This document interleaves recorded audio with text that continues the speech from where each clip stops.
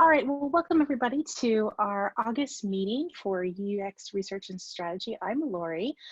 Thanks so much for joining us this evening or morning or early afternoon, wherever you may be. On the screen here, oops, yeah, can you guys see, Jen, can you see the screen? Okay, all right. I just want to make sure because the green thing went away Zoom. Okay, so this is where we can be found on social media. If you haven't already found us, please go follow us. We do post there. If you know us, you'll know what we post there. We've got some good content that we post, and we also post information around our meetups and upcoming stuff that we're up to as well. And I saw a couple of questions already in the chat about where everybody was from, but we always love to hear where everybody's from, so I like to put the map up here to kind of give a perspective. I know it's not the proper projection of the map with the proper sizes of everybody's countries, but it's the best one I could find with the labels on it. So if you have a chance, let us know where you are. I'm in Dallas. Lauren is in Tennessee, and Jen is just up the road from me in Frisco, I think about an hour away from me, 30 miles an hour away. All right, and Deb, our speaker tonight, is somewhere in Texas, somewhere around here near me. I'm not sure where you are. I am in Coppell, not too far from you at all. Not at all too far. How was the weather? Did you get the bad weather that we had? Yeah, it was pretty bad. It was pretty bad. Yeah. Lots of wind, really, more than anything else. But I think we missed the bulk of it. I think it kind of passed right over us, so we were pretty fortunate. Yeah, we don't usually have very strong storms this time of year. It's usually in the springtime, but we just had like 60-mile-an-hour straight line winds earlier this week. So it's crazy times for North Texas. So welcome everybody, no matter where you're from. We're so glad you're here today. What we're going to do is we're going to go through some introductions, some announcements. We'll turn it over to Deb and her wonderful presentation about doing contextual inquiry in a remote setting. Thanks, COVID. We will do a little Q&A, and then we're going to do networking. So for all of you who've had a long day like I have, don't feel like you have to stay around for the networking. It's okay. We're going to do breakout rooms. So I'll give you a chance to sign off if you need to before we assign everybody a breakout room, and we'll do it 2 times. So we'll have a conversation starter both times to get you guys well acclimated with the conversational appetite, as it were, today. But I'll give you guys time to opt in or opt out. All right, so if this is your first meeting, welcome. We're so glad to have you. What we are all about is providing information to people who are interested in learning more about UX research and UX strategy. We want to make sure that all of our attendees can come away with concrete examples and things that they can actually put into work, whether you are in a work setting currently, were in a work setting, will be in a work setting, or school, or any mix of those things. We want to give you some things that you can put in your toolkit to get started with right away. And that's really why we formed this organization just over a year ago. Who is involved? Well, that's me, Lori. I'm the one in the middle-ish area. I am currently a staff researcher for GitLab. We are an all-remote company, so I just work at home like normal, like all of you probably know. And I've got colleagues all over the world, and I work, we do like enterprise software for software developers. So I get to talk to people much smarter than me all the time. Jen at the top there, she is a designer / researcher at Fidelity Investments. And Lauren, sorry, Lauren, I totally just blocked your name out of my head. It's been a long week. It's only Tuesday. Lauren is at Capital One, and you just got promoted. So what's your new title? Design Senior Manager. Design Senior Manager. So she's got her own design team, research team that she works with in auto finance at Capital One. So we all met when we worked at Capital One, and years went by and we saw a need and we created this group, and it's wonderful working with those 2 ladies.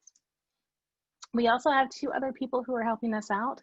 We've got Vincent, who is our volunteer chair in the before time, We use volunteers to help check people into our in-person meetings. In the after time, we are still trying to figure out what volunteer means to our group in terms of how we can take people's help and use it. So if you're interested in volunteering, please let Vincent know. Please send him an email there.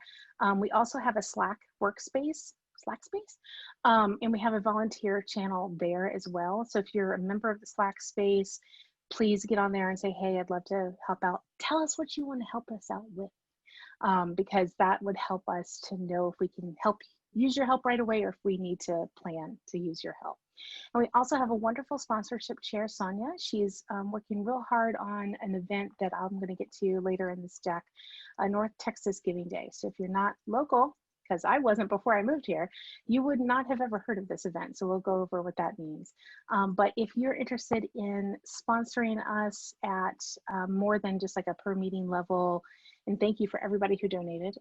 This helps us keep this free to everybody who can't donate, and to offer other events as well. She's on the lookout for corporate sponsorships, bigger sponsorships. So if you're interested in giving or helping her out, let her know as well, and tag Vincent too. All right, so a little preview of next month's talk. Carrie is going to be talking about meeting with stakeholders. It can be terrifying to do that your first time. I speak from experience.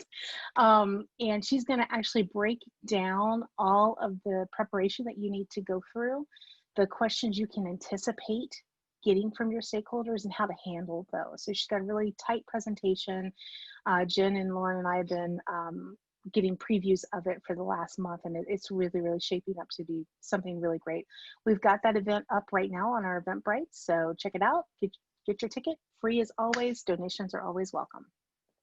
And that's going to be at 5 o'clock Central Time, so a half hour earlier, September 22nd. All right, so North Texas Giving Day, little quick thing. Basically, this is our biggest fundraiser of the year. This is our only official fundraiser of the year. This is it. We will always take your money, but this is our big push. And we really are looking for anybody who is wanting to give. There's a website. We'll be pushing that out to you guys later, at a later date. So it's an online platform to give. And it's something that the Communities Foundation of Texas runs every year here in the North Texas area for all of the charities that are based in North Texas. Because 2 of us now live in North Texas, we can use this as our big fundraising platform. So what we really want to use the money for this year is to, big announcement, to put together a conference for 2021. We've never done a conference for this organization. I have run one for other organizations prior, but we really want to do one that focuses on research and pulls in that strategy element, very similar to all the talks that we've been able to put together for everybody the past year. So that's what we're going to be asking money for. Keep us in mind for that event, and more information coming on all those social media platforms that you saw. And hey, here they are again, in case you forgot. So don't forget to follow us. We will be sending out a survey. Thank you again to anybody who's ever filled it out. I appreciate it. We're all researchers. We live for feedback. So if there's anything that you want to share with us, the follow-up survey is your chance to do so. All right, as I mentioned earlier, we will be breaking out into breakout rooms. Don't worry, I'll give you a countdown before I send you off into the rooms, so you can drop if you need to, and or just scamper away in fear. That's okay too. I'm an introvert. I usually don't do it unless I'm actually running the breakout groups, so I understand. All right, so one last thing. I don't know if you saw on Instagram, and I think Jen posted on LinkedIn a few times too. We were trying to do a fun thing for the meeting tonight in bingo. We thought bingo, why not? And I don't know, I only saw this on Instagram like a couple of times, and it seems fun. It seemed fun, so we came up with a bingo board, and we thought, hey, why not? Let's use it at the meeting tonight. So if you guys have your bingo board, get it out, and you can put little stickers and stuff on Instagram, like if you've met somebody from your country or posted on social media about the talk, now or later. Get your bingo card out and start ticking them off. You can use stickers, you can use X's, whatever you want, scribble on it, that's fine. And then just post it to your Instagram, put it in a story or in your account and tag us and tag somebody else that you might want to tag and let them know how much fun you had at the meeting. So just something we were going to try out. In this time of COVID, it's kind of hard to network with everybody, and we thought this might be fun to do. All right. So without further ado, I will give the stage over to Deb Gelman from Bottle Rocket. She is not only an amazing knitter, and I know this from personal experience, she is also an amazing person. So please welcome Deb to the stage. And as soon as I can find my control, I will stop sharing and let you share. Where did it go? Great. I apologize. I have too many. It's all good. No worries. Oh, I see. Chat meetings. Close that. Huh. Well, can I just take it? Let's see. Oh, yeah, I can do it. Let's see. Can you just continue? Do it? Yeah, I can. Hold on here. Good. Right. Where is my keynote? Hold on now. It wants to share my whole desktop. Let's see if I can just share, which I could do. Let's just see if I can share just my keynote. Continue.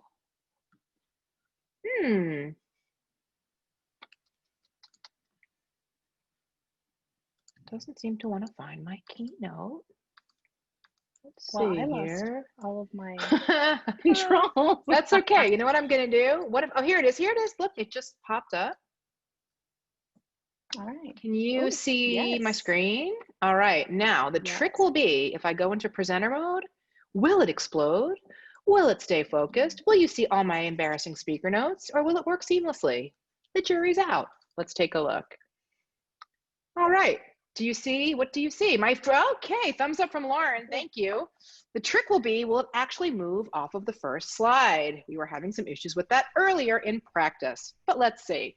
So thank you so much for the invitation, Lori and Jen and Lauren and the team. I am so thrilled to be here. As you said, my name's Deb Gelman. I head up the experience design practice at Bottle Rocket Studios here in hot and sunny Dallas, Texas. I'm originally from Philadelphia, Pennsylvania. Had a lot of opportunities working in XD out there, and I'm really excited to be here in Dallas working with a fabulous team at Bottle Rocket. So today we're going to talk about contextual inquiry. And you may be asking yourself, well, how can we be talking about contextual inquiry when we're not able to get contextual? Well, that is a great question. And I can tell already that you're all fabulous researchers, because that is the question that is coming to your mind. And to get started, I actually have another question. Actually, I have two questions. Question one, did my slide advance? Yes, all right. And question number two is, what is contextual inquiry? I know most of you know the answer to this question, but I am going to answer it anyway. Contextual inquiry is, I found this definition, I really like it. It's an ethnographic research method for understanding user behavior, needs, and expectations, accomplished by observing users as they complete tasks in their own environment. So basically, it's a way we do research that helps us uncover information about user behavior through first-hand observation. And there are 4 components to contextual inquiry. Component number 1 is focus. You must have a strong understanding of what it is that you want to learn and why you want to learn it. You need to have context. You need to be able to embed with your users and watch them as they perform the tasks that keep them going all day. Partnership, understanding user behaviors and motivations, what they're doing and why they're doing it. And then interpretation, ensuring that shared meaning with your users and your participants about what they're doing and why it is important to them. So, why is it awesome? Well, I think the definition speaks for itself, but just in case it doesn't, it is awesome because what users do and what they say they do is very different. But I always log off from my email before I shut my laptop down, or my 11-year-old. But I brush my teeth every night, mommy. What users do and what they say they do is different. And what users need and what they say they need is also very different. The only way to really understand what a user does, needs, and expects is to actually watch them doing it, because they miss a lot of details when they're trying to explain it to you. The best thing to do is to watch them in their natural habitat, doing their natural things. And the output of contextual inquiry can take many forms. It can help you generate your user personas. It can help you articulate user journeys that you're going to use to carry you through your design process. And it can help you, most importantly, design meaningful solutions to users and business problems. So how do we do it? You probably know the answer to this as well. Well, there are three main components, three main activities that we do as part of contextual inquiry. We observe, we watch, we listen, we pay attention to what users are doing and how they're doing it, so that we can understand how that context in which they operate is impacting their behavior, and conversely will impact the design decisions we make down the road. We ask. Never shy to ask questions, this group. At Bottle Rocket, one of our core values is ask the hard questions, and we all do it every day. And my 11-year-old does it too, and I think she's a budding user researcher. But you need to inquire why users are doing what they're doing. What are they thinking about? What's their thought process? What do they think about what's happening in front of them, and how do they think the experience could be improved? And then finally, capture. You're documenting it, you're taking notes, you're taking photos, you're taking videos, you're capturing all the records of what your user is doing and saying.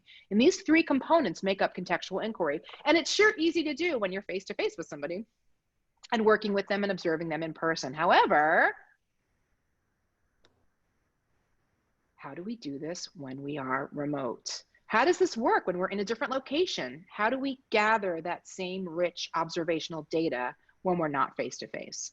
Well, there's good news and bad news. The good news is it's possible. The bad-ish news is that we're going to have to relearn some stuff that we already think we know, and we're going to have to rethink how we conduct this kind of research. And here are the tips that I'm going to share with you today. Break it up. Use technology. Kind of makes me break out in hives, but we'll talk a little bit about that. Narrow your focus. Play with your tools, and self-reflect. We're going to go into each of these in some detail and talk a little bit about what they mean and how to do them. So let's go ahead and start with break it up. Now, I'm sure that you are all well aware of how hard it is to be on Zoom calls for long periods of time. I think I must be on Zoom between 7 and 8 hours a day. And that's really hard on participants too. Maybe people who are not used to being on Zoom all day, every day. So to keep yourself and your participants sane, stagger your activities over 2 to 3 days, 2 to 3 sessions. Instead of doing everything at once, break it up a little bit. You can have the participants fill out a questionnaire ahead of time to get answers to some of your higher level questions up front. Or maybe you can do an interview with them the day before to build rapport. Then you can observe them on the second day or on the second session. And then as a final activity, you can ask them to record their own actions using video or audio or taking notes as almost like a written record of what they're doing, and have them send that to you as a follow-up.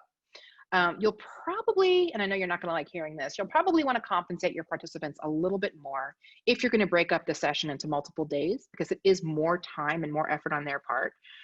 But overall, this is a really good way to get meaningful data without stressing out your participants.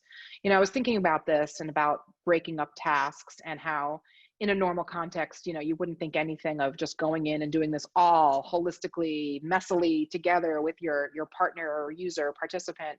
And it reminded me of an experience that I had when I worked at Vanguard back in 1787. No, just kidding. It was probably in like 2003. And when I worked there, I was designing a brand new system for index fund managers and their admins. And the system needed to help them access the latest performance data so they could make real-time decisions about their funds. And this was going to be the first digital system that these folks had. Everything was analog, like way analog. Like I sat in a car with somebody as they drove from one building to another building to drop off a piece of paper, and they loved it. But we were trying to streamline things a little bit. We needed to understand their current behavior so we could design something that would reduce their time on task, but we could not completely deviate from their mental model, right? A challenge that we're all familiar with. So we did a contextual workplace assessment, which involved me basically walking around the 4th floor of this large building and watching people pick documents off printers, walk them to other desks, getting a signature here, putting the paper into a inter-office envelope and sending it to somebody else. And it was a whole process. And it was a full-on combo of observing, asking, and documenting. Now, if I had to replicate this study in today's setting, I would certainly be challenged. I think what I would do is I would start by having a Q&A with the participants individually on the most important aspects of their jobs, their biggest challenges, their biggest pain points, what they like the best. And then maybe on the following day, what I would do is ask them to, because we're remote, to FaceTime me, right? And then while I'm on FaceTime, hi Deb, they could take the phone with them around to everything that they would do. And I would probably get really nauseated because of the movement of the phone, but I would get to see firsthand what they were doing in a virtual sense. And then finally, maybe on the 3rd day or as a follow-up activity, I would ask them to journal their activities step by step. Okay, so I'm standing up, I'm walking to the printer, I'm getting my printout, I'm taking it over to Janet over here, Janet's putting the stamp on it, then I'm gonna walk it over to Lou. So understanding what those tasks are, having them documented for me, and that would help break up the activities for them and provide a more natural observation experience, because I can tell you that I would not be able to get that same experience. And obviously we're stretching the truth a little bit because they probably wouldn't be with Janet and Lou in their workplace setting. But it would be very hard to get that same level of data and that same level of information if it was just me on FaceTime walking around with a user. So breaking up the activities, breaking up the sessions can be a powerful way to get meaningful data from users when you can't be there in person. Technology, my favorite and least favorite topic. So I think it's safe to say that, maybe it's not safe to say, but I could say for me, the most nerve-wracking aspect of any type of research, whether it's remote or in person, is technology. At Bottle Rocket, we use Zoom, we use Microsoft Teams, we use FaceTime, we use Google Duo, and we use these tools to interact with our participants. We were also using a tool called Look Back for a while, but it ended up being a little bit unwieldy. So if you're looking for a tool to use, I would look into it, but just be mindful of the fact that it can be a little bit cumbersome and a little clunky at times. I hope nobody from Look Back is on the phone, but if you are, I would be happy to talk with you about some of the challenges we're having. Sometimes we'll rig up a solution using several tools or several different devices so that we can see the participant's screen and observe their physical behavior as well. What I would recommend is try different solutions and different options and find the one that works for you. You may also need to have several solutions on hand to accommodate the different environments and devices that your participants have. So you may find that you have somebody with an Android phone who certainly can't use FaceTime or can only use something, or somebody has an older version of a phone. Understand ahead of time what those limitations, maybe not limitations, but understand what those contexts are with your users, and figure out the technology solution that's going to work for them ahead of time. One of the things that works really well for me is sending your participant a checklist of things they need to have and a list of things they need to test ahead of time. I have to be honest with you, I am not a planner. My mother is on this call and she will tell you that I am not a planner. Barbara Levin from Philadelphia, hello. Yeah, I don't plan. I'm spontaneous on a good day, impulsive on a bad day, and I have a lot of bad days. But when it comes to technology, I am a planner, especially when it comes to research. Get your participants comfortable with the tools they'll be using, get them up to speed ahead of time, do a test run. This will help things run more smoothly when you're conducting the session, and it will most importantly help the participants feel a little bit more comfortable with the tools they'll be using when it actually comes time to doing the research. Narrow your focus.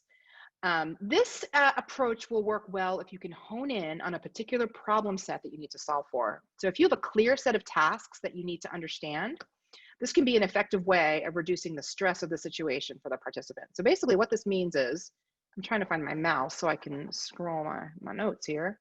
I'm having the Laurie problem. Here we go. This works really well for tasks that you can separate or prioritize easily. It doesn't really work well for sequences of tasks. So for example, and what I'm saying here when I say narrow your focus is, instead of testing or evaluating or researching or observing a whole bunch of different tasks at once, think about a single flow per participant per session. So what this means is you're going to have multiple sessions with multiple participants over the course of time. And we'll talk a little bit about what that means. So for example, if you are wanting to understand how a user checks the balance, we do a lot of work with restaurants and quick serve restaurants. If you wanted to understand how a user checks the balance of their loyalty points on their app, you could do that as a single flow in a single remote session. What you don't want to do, because it will start becoming very cumbersome for both you and the user, is test the flow where the user uses their loyalty points to place an order, drives to the restaurant to pick up the order, and then drives home. That is a lot to contextualize at one time, and a lot for a user to have to explain and walk through if you're not actually there in person.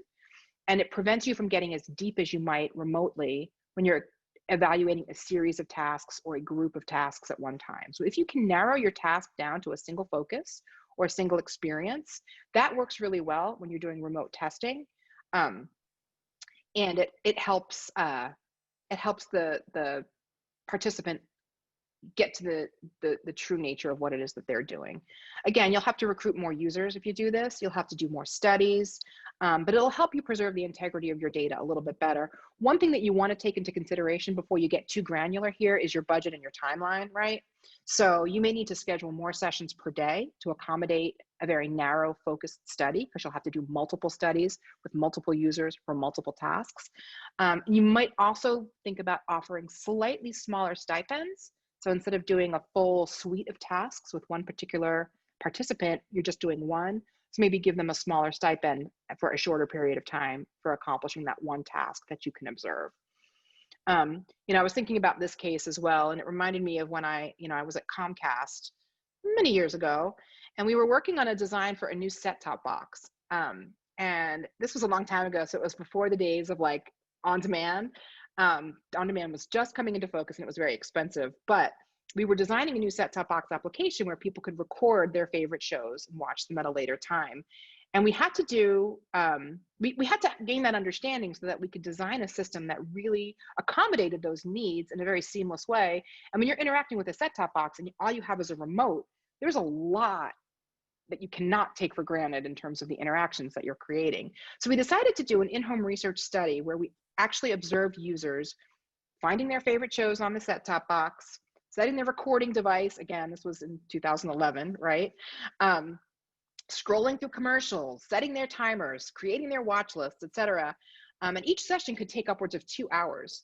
If I had to do this type of research today, I would set up separate remote sessions for watching, just watching how people watch, a separate session for recording, just observing the discrete task of recording a show, playback, seeing how people find the show they want to play back and then go ahead and watch that, system settings, etc. So that would help me understand the individual user behaviors for each of those tasks without overwhelming the system and without overwhelming the participants.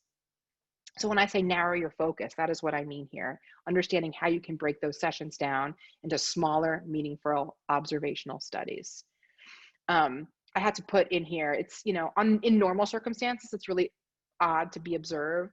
When I was in people's homes, they were like, who is this strange lady and why is she in my house and what are you watching me do?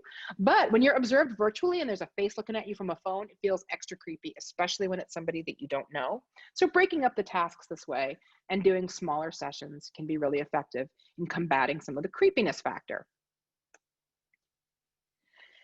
Playing with your tools. The remote situation that we're in right now, while I wouldn't say it is a good situation to be in, is almost a blessing in disguise when it comes to research, because we get to try out some multiple method techniques that we hear so much about. So instead of relying only on observation to give us data, bring in some of the other tools that are in your toolkit. You won't get the same data remotely as you would from being in the same physical space as your participant.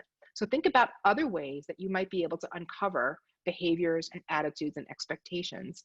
So things like repeat workplace tasks, logging time, submitting expense reports. You could use a diary study in conjunction with an observational study. We work with a large staffing agency right now, and timesheets are a critical part of their business. It's how they get paid, it's how their employees get paid. And I did an in-house contextual inquiry research for them. And in addition to the observational studies, I asked people to write down for me. I created a grid, and actually I have one here. Let me find a good example because I think they're really interesting. I asked people to log for me what they were seeing, thinking, feeling, and doing. And I got some great data. Here's a packet that somebody submitted with every day. You can see they filled out their grid. Some days were better than others. Some days they were really frustrated, but they captured all the aspects of their experience with this timekeeping app and handed them all off to me. And I have reams of printed paper because I had to print it out. That I could go through and log behavior, attitude, feelings, and seeing, so that I had that contextual experience. Now, obviously, like we said earlier, it's not the same as being in person and watching somebody do these things, but it helps round out the research. It helps provide another lens to things that you can't see when you're not in person, and gives you that understanding of what they're doing. This was really helpful in giving a different perspective on some of the work. Something else you can do as part of this multi-method approach is maybe start out, like we talked about a little earlier, with an in-depth interview. Prepare a list of questions of things that you want to know about how they feel, about their thoughts, about their frustrations, like we talked about, and then schedule the observation session a few days later to round out, again, that data collection process. This not only gives you some preliminary data to help you hit the ground running, but it also helps you to get to know the participant that you're going to be working with and build some rapport in advance. Self-reflect. So it's really important to note that when you're doing contextual research, you're actually in your participants' context. You are embedded with them, you're working with them, you are communicating with them, and that helps you understand what is happening. But when you're doing remote research, you are not in their context. You are removed from their physical context. You are in your own context. And this presents its own unique set of challenges for you as the researcher. So what I would recommend when you're doing this level of research is remove yourself from your everyday distractions. I'm here in my house. I have a dog, a cat, a daughter, and a husband, one of whom will probably make an appearance before this presentation is over. And that's distracting me as a researcher. I can't really focus on what I'm observing. So maybe I can go to a park. Maybe I can go to a coffee shop. Maybe I can get out of my normal context so that I can focus on the work that I'm trying to do. Then the next thing I would suggest is really ground yourself in your physical space. Understand where you are. You're sitting in a chair at a coffee shop. What are you smelling? What are you seeing? What is the context in which you're operating? Be mindful of the world around you. Is there somebody over here who's not 6 feet away? Get yourself into a place that you're comfortable and that you feel like you can really focus on your participant. And then documentation. Capture any biases or impressions or reflections you may have about how you're feeling or how you're thinking. This is a really useful tool when you're writing up your report. It helps you achieve a level of vulnerability with your research team and your design team, and helps present a well-rounded perspective of your state of mind and your perception of where you are when you're conducting that level of research. Follow up is needed. So if you don't get everything you need from your participant, obviously don't call them every day, every hour of every day, but give them a call or send them an email and say, hey, can I grab you for 5 minutes? Can I, ask you some follow-up questions? I really wanted to make sure that I understood what you were saying. I wanted to make sure that I observed this correctly. Give yourself that time to do that. And then finally, be kind to yourself. You're probably not going to get it right the first time. It's probably not going to be quite as good as it could be as if you were in person, but understand what those constraints are.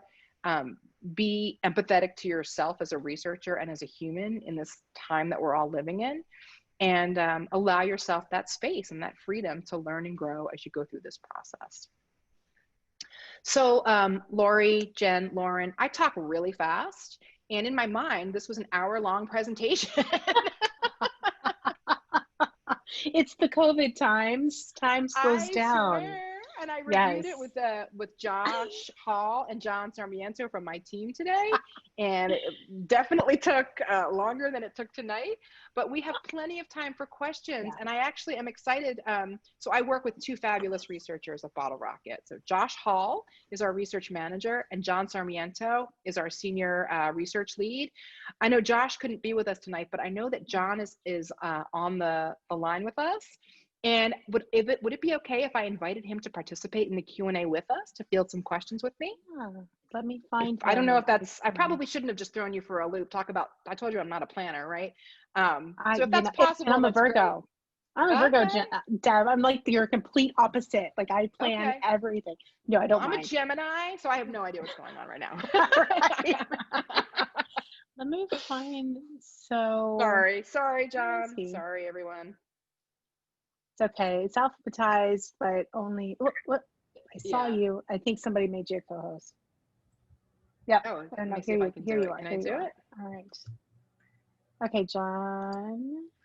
Okay, John. I made you a co-host, so you can be unmuted. Yay! Yay! All right. So I've got a couple questions. So awesome. One was around the Hawthorne effect. So people change their behavior if they're being watched.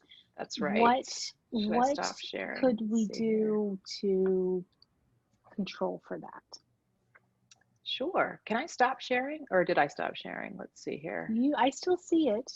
See, this is the thing. My whole thing went away. See, normally I have like a little, here we go. Let's see here. I'm going to stop share so we can see each other's faces a little bit better. There we go. I know the bar went away. I don't know where the bar went. Now, Jen, I see your screen now. Too. There we go. Oh, here we go. All right. Okay, so Hawthorne effect. So how do we control for that?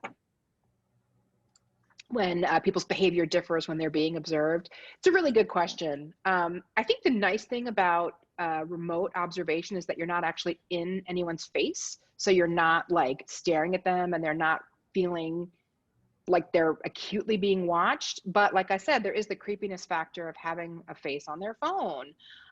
So one of the things that you can do is, again, always encourage the person to pretend that you're not there. You know, that's not realistic, but have them focus on the activity and the behavior as opposed to the feeling behind it. Separate out the emotion from the activity, and then you can always go back to the emotion later. So it's like, just tell me what you're doing. Just focus on what you're doing and tell me what you're doing. Don't tell me what you think you should be doing, and don't tell me how you feel about what you're doing. Just focus on the doing, and then we can regroup later and talk about how you feel about it and what your expectations are around it. And I think that holds true for even in-person contextual research as well. John, I don't know if you have anything to add to that. Yeah, and since this type of research does involve real people, I think it's important, like, to know and to acknowledge as researchers working with people, like there's got to be some kind of social awkwardness or some social contract that both parties are there, and there is going to be some subconscious kind of interaction of trying to be performative, both from the researcher side as well as the participant. But in a way, thinking about how do you control for this, it's to me, for with contextual inquiry specifically, I think building rapport, I know it's mentioned a lot in the chat, but that's definitely something that I would love to continue echoing. It's kind of setting the stage with participants, especially early on, like with providing instruction and saying, here are the kind of the expectations and what to expect from this experience. And I think because we are living in this kind of COVID world, I think humanizing yourself as a researcher, saying and reminding that your participant that they are in this remote session, we're trying to acknowledge the safety practices of being remote, and we're in this together. You may face some weird technical issues. I think that sense of like humility and being okay that the session isn't going to go perfectly, I think that is one way to kind of ease in the tension and also start building rapport. Awesome. Cool. All right, I've got another question around how to tweak this approach to be more generative, where you're purposely keeping the research wider, so more open, and so in that way, can remote contribute, or is there another method or combination that you would throw in the mix to gather your data. So if it's a more open, so if you don't have a sense of the problems you're trying to solve and you don't have an hypothesis yet, you're just trying to get an understanding of a given situation. I think that the techniques would be the same. I think maybe who you would recruit would be a little bit different, and maybe how you would structure the activity would be a little bit different. So instead of asking for a specific task to be completed, you're going to have to give them some kind of a framework. So if it's, you're not just like watching people hang out, right? But you may be observing. This is what we do all the time, right? Right. It's just this, right? Yeah. I tell my team, I'm like, literally, I said to my team, I'm always right here. If you want to do a contextual observation study on me, just take a picture of this, because I'm literally in this chair all day. But that being said, you know, I think a lot of times, and this may be the spirit of the question, what you're researching doesn't have a digital component yet, right? You're trying to understand a behavior that exists in the, dare I say, the offline world, the non-digital world. And it's really hard to do that when you don't have a direct line into their computer.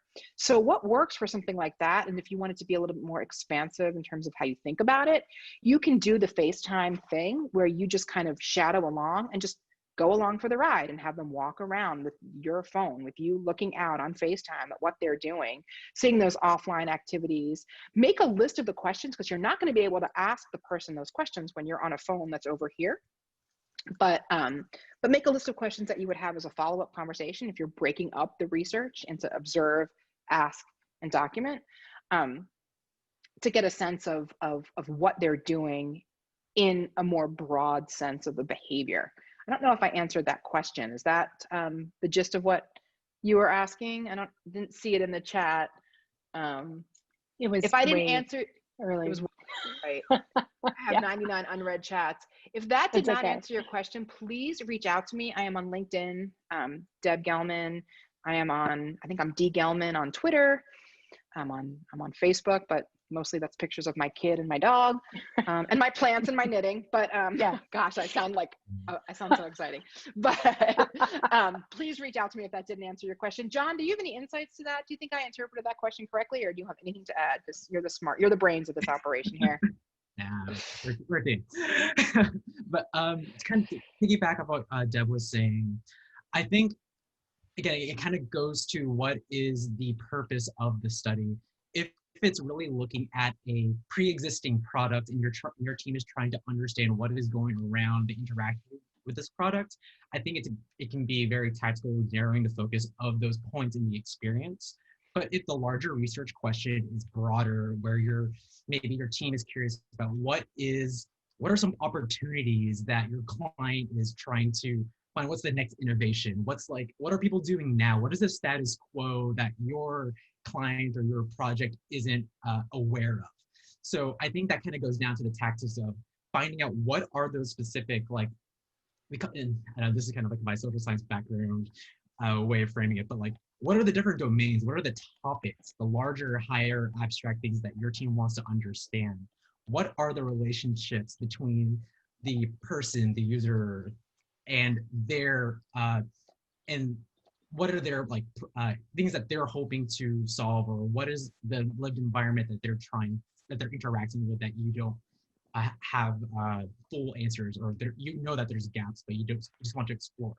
So in terms of how this would look like in its contextual inquiry, I would say compared to what Deb was presenting earlier, I would say it would be a little bit broader in the way that you approach looking at a behavior, really diving into, I guess, how a person interacts with their space. Who are they talking to? What are some competing products that they use instead, or what do they prefer? And so I think it's more nuanced, but it's, again, this type of research allows for the openness and the kind of the wild, crazy messiness of understanding how people think, how people interact with the world. So I think, again, it just boils down to what is your project's research question, and how do you think you can answer those, and that informs what tools and research methods you want to do later. Yeah, totally. So we've got a question on recruiting.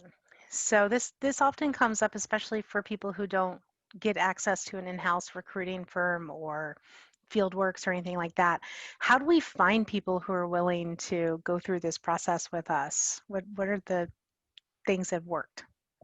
In terms of recruiting for contextual inquiry? Yeah. I know. I said the technology was the hardest and most stressful part of research. I take it back. It's recruiting. Yeah. So yeah, it's really hard. So we actually at Bottle Rocket, we work with a couple of different recruiting firms to help us. We work with a company called Dallas by Definition. They are local. I don't know. It's a very, very kind of very narrow answer to that question, and they can be expensive. So I think and not unjustifiably so. I think that recruiting is very challenging, but you can get very creative. I think that you can talk to your clients. If you work in a client-based operation, talk to your clients to see if they have any insight into the types of users you should be recruiting. They may even have a list if you're working with a loyalty program. Now, obviously, you don't want to get your best and your brightest. You want a really nice cross-section of users to observe. But understanding people, maybe there's folks who have some experience with the brand that you can leverage, who are part of any type of outreach communication. We also did work for a while with a tool called Alpha. They're not too cheap either, but they helped us with some of the recruiting too, John, I think. Sometimes, I mean, it's like a little shady, but you can do something. You can do some Google AdWords searches, and you can get, depending on what you're recruiting for. Or if you're doing an in-house test, like when I worked at AT&T, all of our users were internal, although we still had challenges. I shouldn't even say all of our users. Vicky's on the call right now, and I know she had lots of challenges recruiting some network communications, telecommunications managers.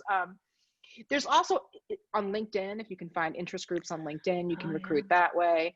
John, you probably have some other thoughts. I'm sure all of you have thoughts that I'm not mentioning right now. I'm not going to lie. It's not an easy question. No, I think you pretty much. John's giving me the John's like, it's always a hard one. I think definitely give yourself enough time. So don't expect to find everybody in a week. It's not going to happen. Right. If you've got access to salespeople, see if they know people who could talk to you. If you are working independently, I like the idea of the LinkedIn groups. There's Facebook groups too. So don't just like broadcast to your friends. Go out. Try to like find specific places where these people hang out. Like for one thing that past life, I needed to interview swim coaches. I'm not going to find the swim coach at the grocery store. I'm going to have to go to the YMCA and ask to talk to the swim coach. So go to where your people are and see if you can find them. We had another question around handling personal information and another question that kind of went with that around how to approach people who may be children or in a vulnerable population. So I felt like those two kind of questions kind of went together. What is your advice for that? When you're conducting contextual research. So I have a lot of history in working with kids. And what I'll tell you right now is like, you can't do it unless you have a parent or a guardian involved in the process. You can't go to a school, you can't have a teacher agree, you have to get a parent signature. And personally identifiable information is really tricky. What you need to make sure that you're doing when you're doing any type of video recording or photography, it's redundant, is get the data that you need and see if you can delete or delete anything is personal information. Hopefully you're not asking anyone for credit card information, but if you have something like a first name and a last name and an address, or even a first name and a last name and a zip code, especially for kids, that can be considered personally identifiable information. So you have to be really careful about what you're capturing and how you're using it. If you are capturing something that is only going to be used with your research team, make that very clear before you start the study. One thing that we didn't touch on today, and actually we had plenty of time, so we could have, is the ethics around research. As researchers, we're held to the human subject testing standards as created by the American Medical Association. You should be having parents, guardians, individuals sign consent forms where you outline exactly how that data is going to be used and make promises in that form of how that data will be destroyed after its use, so that there is no question about the integrity of that data and what is going to happen to it. So if you think you're going to just store something on a server for 5-10 years, don't do that. Get what you need, save it for as long as you need, hopefully not more than 30 days if possible, and then destroy it. If a client asks you, let me see that video or let me understand that data, you can have that a verbal conversation. You can show a video clip, but edit out the parts that you think have incriminating information. Where it gets tricky, and unfortunately I have experience with this, is if you are doing in-house research for a company that you work for, or for a company that you either work for or that you're being licensed or hired by a company to do internal research with their employees. I was working with a company years ago, and it was for an internal project, and the main product owner said to me, who said that? I want to know who said that. Sorry, confidentiality. They signed a form, I signed a form, and when we went into the study, we agreed that this was all going to be confidential and you wouldn't have the names and information. She didn't like hearing that, and she actually kept pushing back and tried to get the information, and finally we had to have our account manager go in there and say, listen, you're not getting this data, we agreed to it, do we have to escalate this? Because it would really have put somebody in an uncomfortable position, because they were super vulnerable with us and very open with their feedback. I mean, the last thing we would want to do is to implicate or put anyone in an uncomfortable situation at work. So it's important for kids, it's important for adults. Be very mindful of that.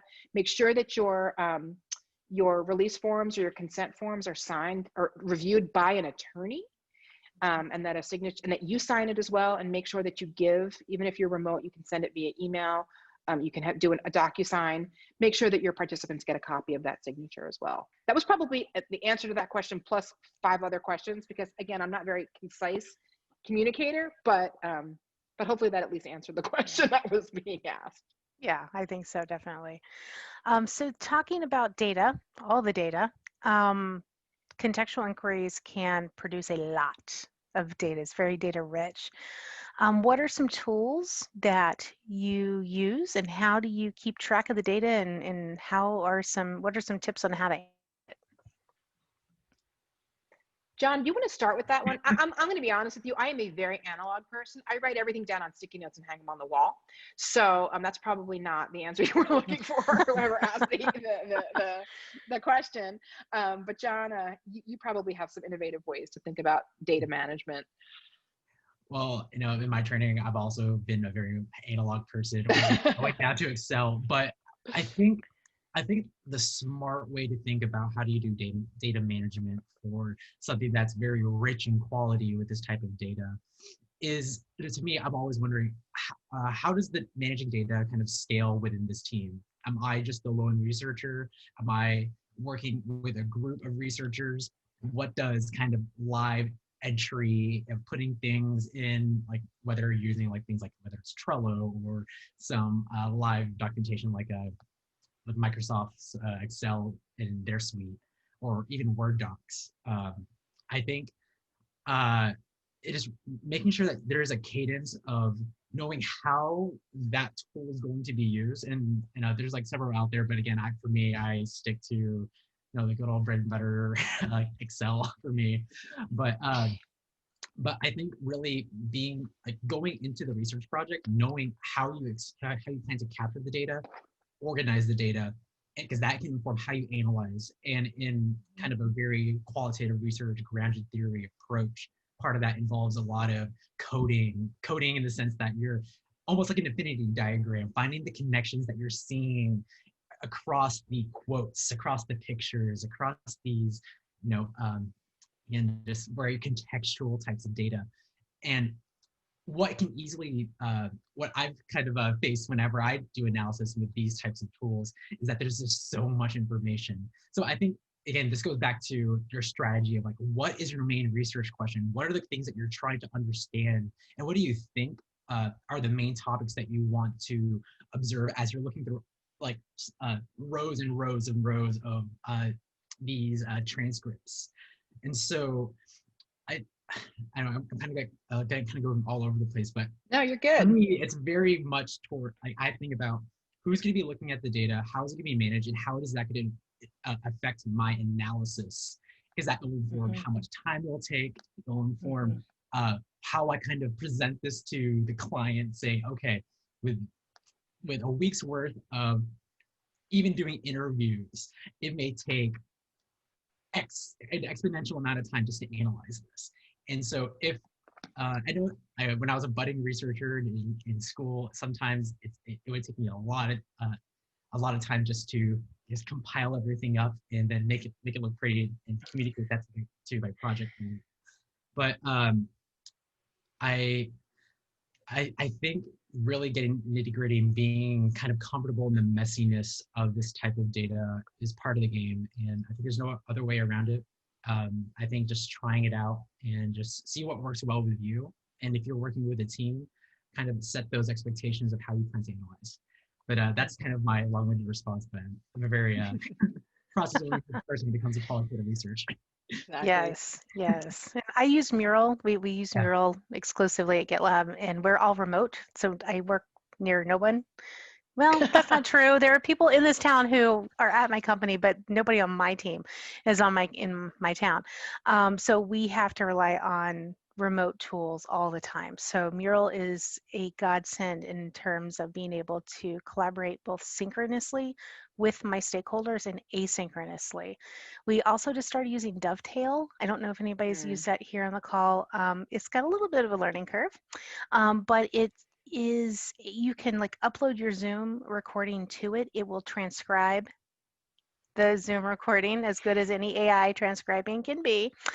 So I take my own notes, but you can highlight in the transcription and assign it a tag. You can define the tags as you want, and the tags kind of act as categories. So it aggregates all the data as you tag it, and then you can assign those pieces to an insight or a finding. So it's trying to make it easier. So some of my designers have loved it. Some of the researchers are struggling. I struggled because it's a little bit flexible. Like there is no form to this thing. It can be anything you want it to be, and it's a little bit hard to go in, just pop yourself into that to do a project. I've used Dscout before. It also will allow people to take videos and upload them. They can answer questions, either type in their answers or do like little surveys and things like that, or verbal answers. But that produces a lot of data as well. So you do have to parse through that. And at the time I used it, there was no easy way to parse through it. It kind of came in per participant, and you had to kind of go through everything that they gave you to understand their journey. Interesting. So one of the other questions we've had is around kind of situational things that might come up. So one question was around like the questions or the tasks, or do you set scenarios? Do you give them anything to do? And then another question that kind of related to that was, what if you sat aside a whole hour to watch somebody do something and they are doing something that has nothing to do with the thing that you were hoping to watch them do? What do you do? Sure. Both really good questions. I think you need to give some context, get it, to the activities that you're asking your participant to do. It's not a free-for-all, right? So to go back to John's point earlier, you need to have a strong understanding and agreement from your whole team about what it is you're trying to learn. And you need to make sure that your discussion guide is crafted in such a way that you'll be able to learn that, right? So it's not like, show me around your house. It's show me how you, I don't know, what would be a good example of something? Show me how you check the temperature of your refrigerator. Okay, so like maybe you've got I just said that because my refrigerator has a big obnoxious temperature on it, and it's like I don't need to know that all the time. But maybe, this is a new refrigerator. Before we had that refrigerator, I never had that functionality. Would I ever think of taking the temperature of it? Is it something that's important to me? Like, just focus on the task at hand. People love, once you get people comfortable, they love to talk about themselves and show you their lives. And it's wonderful. And it's also distracting. So it's easy. It's good to be able to gently drive focus back to the activity. That is so cool that you just got a new microwave. I'm glad you like that brand. I'm going to look into it when I need a microwave. Let's go back to the refrigerator for a second. Can you tell me what your temperature is in your freezer? Acknowledge, validate, and move on, right? Acknowledge, validate, and move forward. So they need to have that back and forth. They need to feel heard. Even if, I mean, listen, I'm an extrovert and I learn by talking, I think, and I talk myself in circles, and I am so the person that's going to take you down the rat hole about my microwave, my refrigerator, my stove, right? But what helps me is if you just help reorient me, be like, Deb, that is so cool. You're awesome. I love your kitchen. Hey, back to that refrigerator. So help, because I'm probably realizing that I'm rambling and I need you to pull me back. So that, you know, constant focus on what you need to learn is what's going to keep you helping your person to stay focused. So if you get into a situation where they're doing something completely unrelated, maybe what you can say is, hey, you know what? We might have a little bit of a disconnect here. I just want to make sure we're on the same page. My understanding was that you and I were going to talk about refrigerators today. Was that your understanding? And if they're like, no, I'm going to talk to you about my, you know, kitchen table, then you know there's a gap, and you can be like, oh, interesting. I wonder where the disconnect occurred. Let's spend a few minutes talking about your kitchen table, and then we can go back and talk about the refrigerator. Is that cool? Are you prepared to have that conversation with me today? So again, acknowledge that there might have been a miss, either on your part or their part, and then figure out how to accommodate their need to share with your need to learn. Definitely. Perfect. Here's a question, age-old question of convincing management. How do we show them that it's worthwhile to spend the time and the money and the personnel to do contextual inquiry? Well, yes, that, you know, it's been a challenge. There's a lot of schools of thought on that. And for us, and it kind of happens when you get to a certain point, you know, not even in your career, but in your comfort, right? Some things are non-negotiable. And we were at a point right now, and I know that not everybody's in this situation with Bottle Rocket, where research is part of every contract, right? Whether it's one round of usability testing, whether it's a full soup to nuts, generative research, all the way through evaluative, you know, we try to bake it into every proposal. And what we don't do, and again, this is just what we do and don't do. It doesn't mean that you're going to have success. We don't break the research out hour by hour. We do a couple things, and I don't know that John's happy with either of them, but one thing that we do is we're like, all right, we know we need research. We're going to put 10% of a researcher on for all 6 weeks of the project, and then that researcher will determine where best to use their time. It's probably not going to be 10% of 6 weeks. It's probably going to be 100% of whatever, however many number of weeks, right? Or it's by task. We try to give the researchers the autonomy they need to make those decisions. Again, you asked a different question, and I'm answering kind of a higher level question. To convince management, it gets tricky, because when you say something like, hey, you know what, if you were making a car, you would crash test your car, and they'd be like, yeah, but when I buy a car, I assume that that's included in the price of my car. I don't think I'm going to have to pay extra to make sure that it was crash tested. So what you do is you talk about it a little bit more broadly. You know what? Design is never done. We can take our best guess at what we think is right for your users, and we'll probably get it right maybe between 50 to 60% of the way. But to save rework and to save you costs down the line, let's do some upfront research so that we have a fighting chance of getting it more right at the outset.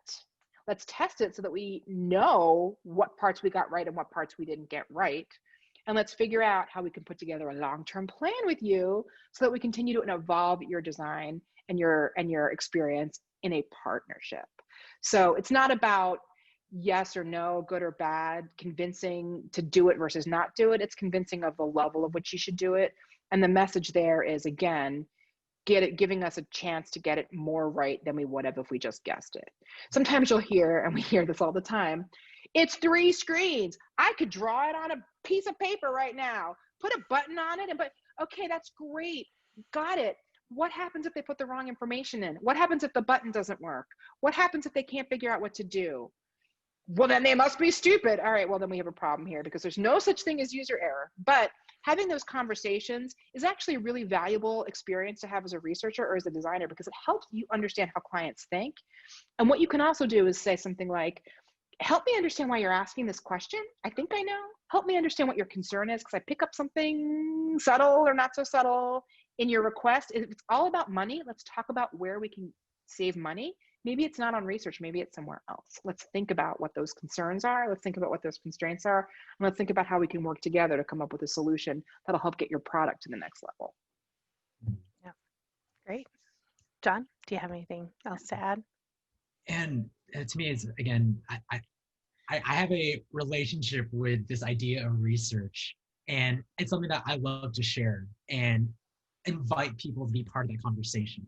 And so, like, as Deb was saying, like asking them, trying to understand what is this problem that the client's trying to uncover or try to piece together. And as a researcher, I can be there to at least assist them. And if my skill set as a user researcher can assist them in framing it in a strategic and valuable way, I think that's where the client can better empathize, or the managers can better empathize and be with you as you start planning on. And so with contextual inquiry, like when you're really is trying to build rapport with your participant, it's not just the participant in the research relationship, but it's also a relationship with your team and like your internal stakeholders. And some of the beauty about doing contextual inquiry is that you're bringing kind of the humanness, the fleshiness of the data, of saying it's not just the numbers. The numbers are great, but here's additional things you can add on. And if you want to do a more like strategic mixed methods approach, if your client already has a lot of behavioral like data analytics, that's maybe another thing you can another conversation point you can have with your client and saying, are there opportunities to potentially grow? Like, are you based on the data, the behavioral metrics, is there a business like just stagnant? There could be opportunities that we haven't seen because maybe they haven't done immersive contextual inquiry type of research. So trying to like tease the client with saying, hey, you can do all these kind of like real things other than just getting in more on the quant side. And if they do have a robust, mature quantitative team, if you're a qualitative researcher like myself, build that relationship, saying, hey, we can work together and better understand how people use our products, or just how do they live and how can we make their life better. So that's kind of like my limited response, but I think to me, it's always building relationships, both rapport with the client as well as your participants and your team. Yeah, for sure. So we've got some more technical questions around contextual inquiries in terms of language. So maybe your target audience doesn't speak the same language that you do. Do you do your study in their language and just find an interpreter later? Or like how does that work, and what would be the pros and cons of the choices there? And then we had a question around technology. So we've talked a lot about internet and expensive phones and all of these things that certain populations may not have access to. How to deal with that in the time of COVID. Awesome question, and it's very relevant to the situation we are certainly in the United States and globally, right? We are very, very mindful. We try to be very mindful of the personas that we're working with and the user groups that we are researching with. We just finished some work with a client that has a primarily Spanish-speaking audience. The majority of folks of their customer base is on older Android phones. Not a lot of laptops or desktops in their purview. And John actually led some research studies with that particular group. We didn't end up working with anyone who was only a Spanish speaker, John, I don't think, but I know you were doing some research with folks who were on older Android devices. I know when we were designing it, we had to really think about rendering on some of those older phones. I don't know if there's any specific examples of that, but I know we were really mindful when we were recruiting of targeting, because it's also very hard to recruit participants who may not have access to all of the tools and may not be on any recruiter's list, and may not be part of the circles in which we happen to be in as researchers, and so it's interesting, and I think that I don't know, did you do a ride along, John, or did you do like an in-restaurant? Did you like set up something in the restaurant to do an observation? I know that this is talking about remote research, so it's a little bit different than what you're saying, we might be saying, but. So I don't know, to me, again, this ties back to just building a strong and vulnerable relationship like with the client, the stakeholders, and saying, okay, one, if we're going to do this strategically, if our capacity can't really reach out to people who may not have access to X, Y, or Z, the studies that we can try doing will have a limitation, and that can be a part of an additional study if that goes outside of timeline. But if you're able to have those additional resources, I'm going to this example that Deb brought up earlier.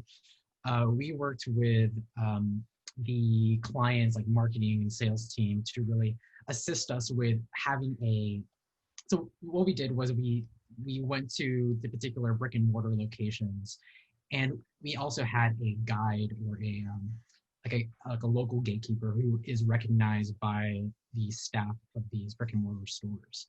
And so as a researcher doing a contextual inquiry in these locations, that gatekeeper would kind of give me more context, and in some cases would assist with translation. And if you don't have anyone, like if it's a verbal, an oral like language barrier for you as a researcher, really see if there's a way, seek out if there's any other bilingual or people who can speak that language or who's familiar with the local culture who can assist in the project. If not possible, again, if you have the opportunity and if the project allows, if there's a local gatekeeper or a subject matter expert that can assist you in those types of projects, I think that can not necessarily fill the gaps, but at least make it less prone of potential errors or things that you're missing. So again, it really depends on what capacity your team and your client has, and being aware that sometimes your methods may not be perfect to capture all the data that you hope to get. But again, bringing that up early on with your client and saying, hey, this is what we can do. I think if the UX research maturity of the client is good, then they'll understand, and then they'll work with you, hopefully. Yeah. And I guess the holy grail would be able to find a bilingual researcher to be able to do it all for you. That's and right. You wouldn't have to worry. There. Because you have that unconscious bias that's being introduced by somebody who's not a researcher, who might not ask the open questions and have the probative nature and the curiosity, right? We were going to send, we have a designer who's Cuban, and we were actually going to send her with John to Miami to help with the research, but that didn't end up happening. I know. Next year. Miami, Totally. San Antonio. Yeah. So, but it was really challenging. And, it's just interesting when we talk about inclusivity. We had a client and who would speak in very disparaging terms about their users. And John and I had some real serious conversations about how to address that. We're like, you can't, it's offensive to us to use some of the terms that you're using here. Let's figure out. And we ended up bringing our HR director in, because we were like, what do? We don't want this guy to say, I'm taking my big bucks and going home, but we also don't want to be in a situation, and I certainly as a leader don't want to be in a situation where my team has to listen to some rhetoric that makes them uncomfortable and that is disparaging towards any segment of our population. Bottle Rocket is an extremely, very much dedicated to hearing all voices, and the last thing I would want is to alienate anyone. So that was a little challenge there for a little while. I think we were able to get through it, but these are things that you're going to encounter in your career, whether it's from clients, whether it's from partners, whether it's even from the people you're researching with. And you have to be able to maintain your strong ethics and fight for what's right in those communications. Absolutely. Sorry, that was a tangent there, but it's something that we're really passionate about. That's a whole nother talk right there. I know, that's true.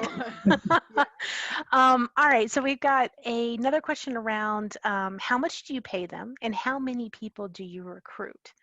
So I know you mentioned, getting them, having people report in at different points of time and maybe paying them a little bit along the way, but this is just a more like General question. Practical question, yeah. Yeah, and I think everyone has different answers. I think, John, do you know, what do we pay people? I think it depends on the amount of time we're spending with them and what we're asking them to do, right? There's a range. And it's a shame Josh isn't on the call, because Josh, if conducting research in the age of COVID is challenging, compensating participants in the age of COVID when you don't have access to PayPal is challenging as well. We are kings of the Visa gift cards now, and that's got its own set of challenges. But what do we normally compensate, John? Is it like between, I don't want to steer anybody wrong, it's between 100 and 125? Definitely minimum is like 100. Yeah. And I'm personally, I'm in the camp that says, like, even if you're spending like 10 minutes with someone, there has to be some sort of compensation. That's right. 100%. Person that like you're giving value to a business for. So of course there has to be some sort of like reciprocation. And so going to the question about like the quantity of like number of participants. Yeah. I think that really depends on the scope of your project.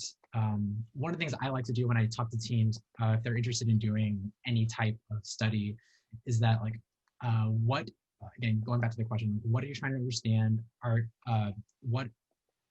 What's like sense of like if there was like a bullseye kind of target, giving a metaphor here, how accurate do you kind of want to get to the bullseye point, or like how many bags of information do you want your team to play around with? And so I have a more like technical way of saying that, but those are the kind of metaphors I like to say. Like, how much data do you want to play with so that you can inform your stakeholders, or you can make informed decisions? Like, what is enough for your team? But going back to this contextual inquiry side, like for me, I kind of think about how, like, what is the timeline? Like, if there's a dedicated timeline from the client, then I'll say like, okay, based off of this 1 month demand to do this research project and having to consider the setup, the recruitment, the analysis, if it's a month, I'll say maybe we can do 3 very in-depth studies. And that's just a hypothetical number, but it tends to be a little bit lower given like the amount of data that comes with this type of Is that 3 participants, John, or is that 3 studies with like 5 participants? I would say 3, this hypothetical example, 3 very in-depth, involved, more leaning towards the ethnographic, the traditional ethnographic side of things, where you're not just spending like 90 minutes, but you may be spending like a whole day, where a lot of like, if you do the breakout of the different types of methods, whether it's a diverse study plus interviews plus surveying, looking at the singular case study of that individual can produce a lot of interesting context that may be useful for a more generative study as opposed to a more evaluative study. So again, it's more of like the strategy of like, what is your team's goal? Are you trying to evaluate something, which I would argue can benefit a lot more on the quantitative side, but with the complement of qualitative type of research. But if you're really trying to get into the depth and the richness of one's lived experience, then numbers-wise, it tends to be lower, but it will be more involved. So like there is kind of this inverse relationship of how much compensation you give to the participant. Yeah. So it's not an easy answer. It really depends. It depends. Yeah. It's good to have a t-shirt. I feel like that's like, we just all need t-shirts that say it depends. Yes, totally. I know when we did the D-Scout study at Capital One, when I was there, we paid people incrementally because we wanted to understand their journey of buying a car. And as we know, you may think you're going to go buy that car today, and that doesn't happen, and you have to go back in another 2 weeks. So I think we paid them like $15 to $20 every time they did something. So we wanted to understand like the research process, and then we wanted to actually get them in the dealership and take video for us, because we couldn't go with any, like the dealership wouldn't let us in with somebody to watch finance. They don't want you to do that. So we were trying to get that externally. And so we had good success with like withholding the payment until they gave us the data that they were promising to give us. But even then, half of that data set was unusable because they either didn't buy a car, so we never sat through the financing, or their video was unintelligible for whatever reason, or it just didn't fit with what we were asking them to do. So we did over recruit by at least half, I think, for that particular diary study, because it was general population across the US, and we had not done one before, so we weren't really sure how it was going to go either. And I'm glad we did, because that saved us some time with having to recruit again later. Sure. Yeah. I think that's a great point. Like, not all research activities are created equal. If you're breaking them down into increments, like if you're doing one flow and you think it's going to take 20 minutes on one day, maybe that's not $100. Maybe that's 25, right? Yeah. And maybe it's 4 sessions of 25, you know, over the course of a week or over the course of however long, right? It is very important that, that you compensate participants for your time. I did see a question coming up about participating internal employees for their time. You got to do it. I don't care if it's a $10 Starbucks gift card. It could even be a t-shirt. It can be, but something to make them feel important. And ideally it's not a t-shirt, right? Ideally it's something a little bit nicer, but like, you know, people are giving their time, and just because their boss tells them they have to do it doesn't mean they don't deserve something in return, you know? Yeah, and internal people bring their own set of challenges too, because a lot of times they're very worried, especially when you're in person, and before times, who's behind that glass? Is my manager back there? So you have to do a lot of helping them to understand, like, no, like all the stuff you talked about before with like anonymizing their data and everything. I found with internal employees, you have to even go 5 steps further to let them know it's okay. My current company, we don't give our people anything, but they are happy to talk to us. They're just, they just totally are. But at Capital One, we would bring in like a buffet of swag, and they could choose whichever thing that they wanted. So it kind of was a little bit of a perceived choice of your thing that you got to leave with. And food's always good too. So if you can't give them swag, if you're there in person, food's good. And think We about couldn't what actually motivates pay them, right? But we couldn't pay them money. Legally, we couldn't pay them money. So you have to check with your legal department, but you definitely compensate them in some way, because just like you would want to get something out of it, they want to get something out of it. So. And even if they're not expecting it, people love free stuff. Like, even if it's like the stupidest, they love free stuff. Yeah, they do. I know. It's the fact that you took the thing. time to get that for them, like, it's really meaningful. Yes, exactly. So there's been a couple of questions around timelines and stakeholder expectations, and just the time it takes to actually do contextual inquiries versus the time that you might be given to do the contextual inquiries, and how you manage expectations, and what if you've done your best and you're still told it's got to be a very compressed timeline. How do you manage all of that? And that's our last question. Then we're going to go to breakout rooms. Okay. I think it's all about the trade-offs, right? Like, we get that a lot when we're designing too. Well, can you add these 17 new features? Well, no, right? Or what if we compress the timeline, but we don't want to change the scope? Well, no, right? So, like, to John's point, okay, well, maybe we won't be able to learn this, but maybe we'll be able to learn this. And I really, you know, just like everybody fancies themselves a designer, I think a lot of people fancy themselves researchers, right? I'll just get into the room and do a stakeholder interview. I'll just get in here and I'll interview somebody. There's an art and a science to it, right? No, there's an art and a science to it. So it's back to John's question, like, what do you want to learn? If you're doing research to check the box, then maybe we should rethink what we're doing, right? And think about how maybe we can make up time on testing. I would never discourage somebody from doing research, but if you want me to talk to 2 people in one day, you know, like, don't pay me for something that's going to be worthless to you. Let's think about how to use those dollars and that time in a meaningful way. John, I know you have strong feelings on this too. Yeah, that's pretty much the summary. Because like I can rant about that, but